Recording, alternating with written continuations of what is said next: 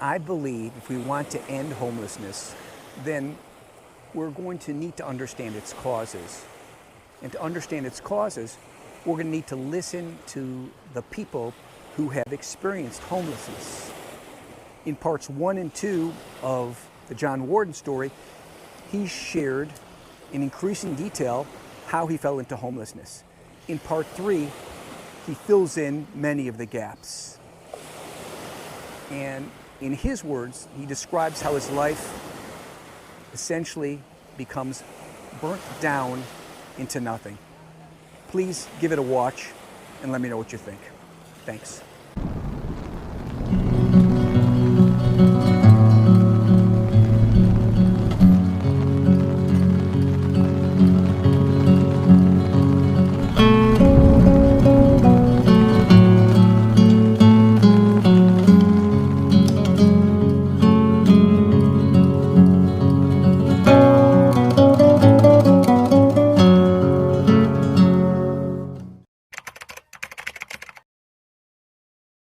So you got involved with these guys in 2007. You were there for about 6 years. That takes us to 2013, right? 2012. Yeah, 2012, right around there.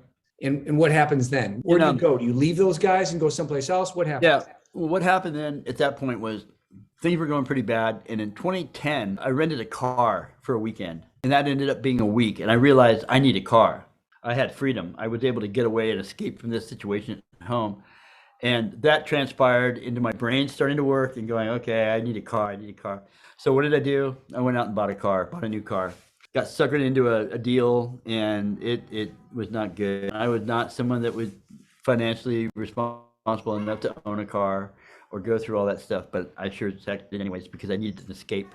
And so I bought this car and filled it all full of my camera gear and started creating excuses to be out of the house to take care of things that I needed to take care of, like photography projects and building my photographic skills and things like this. That was the catalyst to get me out of the house. So I started going out at night, taking pictures of stuff.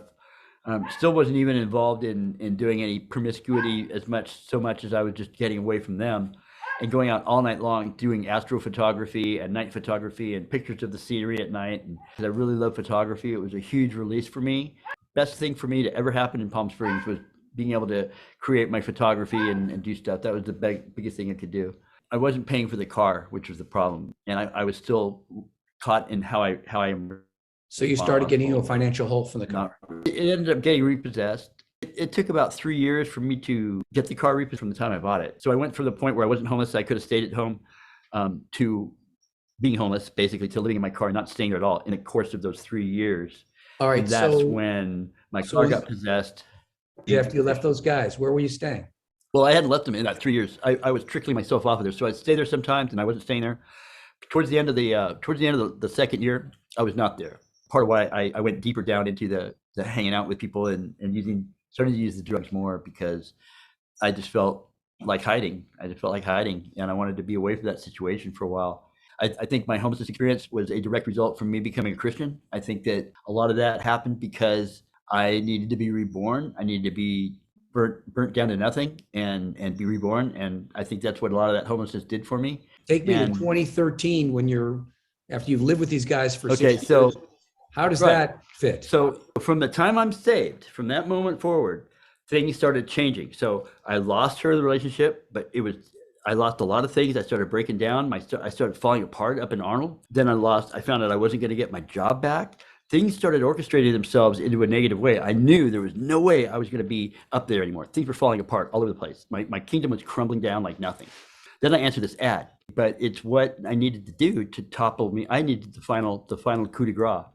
So God provided this opportunity for me to go down and ruin my life because I see things now totally differently. I accept things totally differently. I love people. I love things. I'm fighting for my family right now. I'm fighting for their sanity. I'm fighting for them to get healed. I'm fighting for my mom to find God. I'm fighting so hard for all this stuff. John, I'm concluding from this that your stint in Palm Springs, the life of living with these guys who unusual sexual fetishes, being promiscuous, experimenting with your sexuality, and then ultimately starting to experiment with meth and being overextended on your car, that's all God's path for you. That's all Christ's path for you. And that's why that happened. And that's why you became homeless. Spiritually speaking, I would say yes, but we're not talking spiritually. We're talking about here at the world.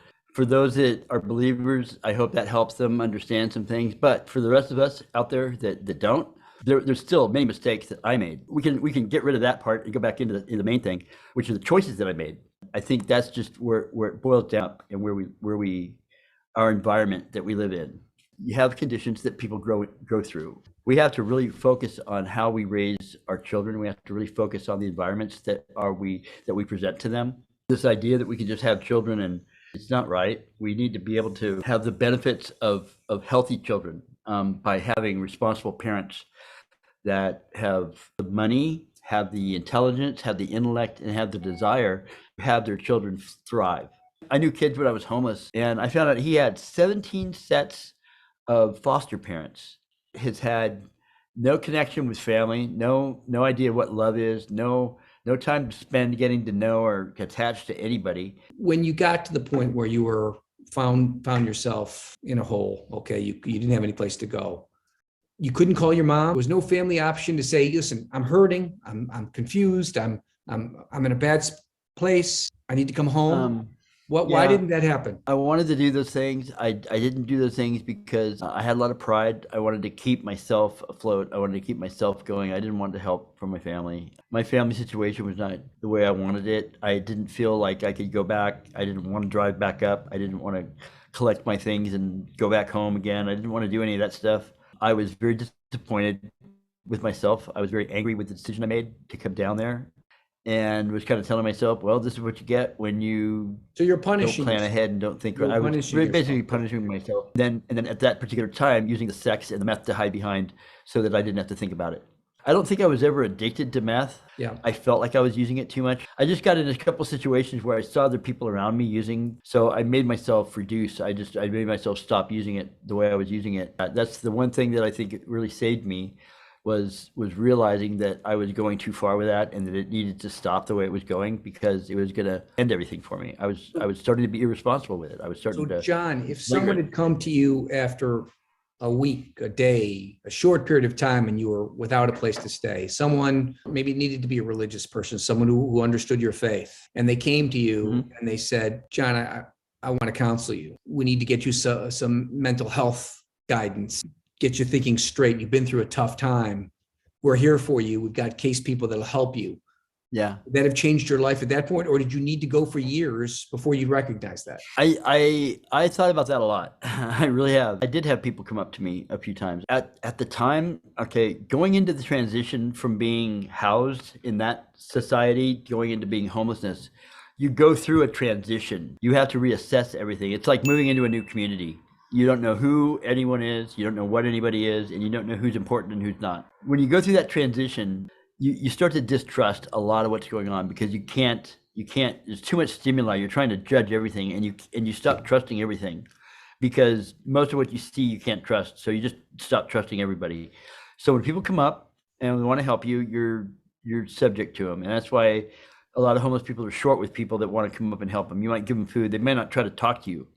Give them a sandwich, you say thank you, and you just go back to ignoring everybody. It takes time to work through that. That's why it's really important for people to understand outreach work. Outreach work is repeated contact with the same person over basically nothing. You talk to them, they get to know you. Right. So someone needs to establish a relationship. Precisely. There needs to be a trust that's established. Right. And that's what's so important with outreach, whether it's from a county perspective, where they have a core team going out to meet individuals, whether they have individual people from a neighborhood, like Street Life Project going out and feeding people, is that you're starting this connection. You're reconnecting them with society, with people that are non-judgmental. It's very important because you are getting judged every day. And for you to feel like you want to come back into society is a challenge. And so you have to have people that you can trust. And it takes a while for people to come and convince you that they can be trusted. That's where Christian and Blair came into this and helping me so much, is that they're constant every week, knowing that you could come down and meet with these people and knowing that they would talk to you about anything.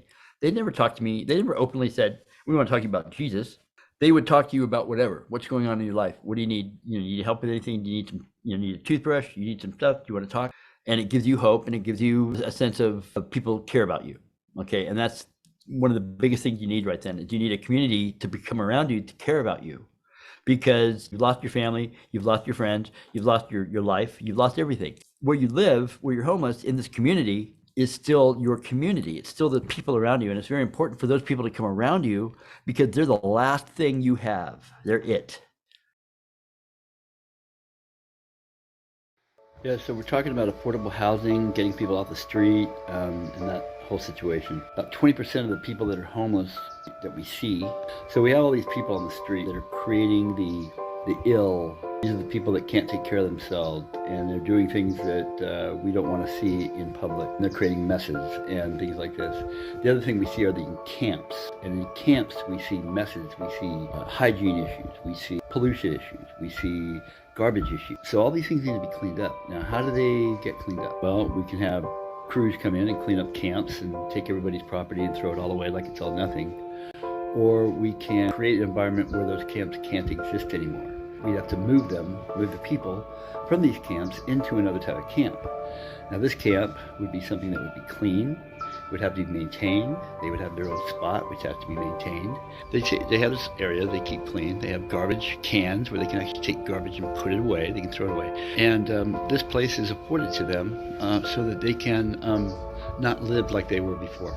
Furthermore, they get help.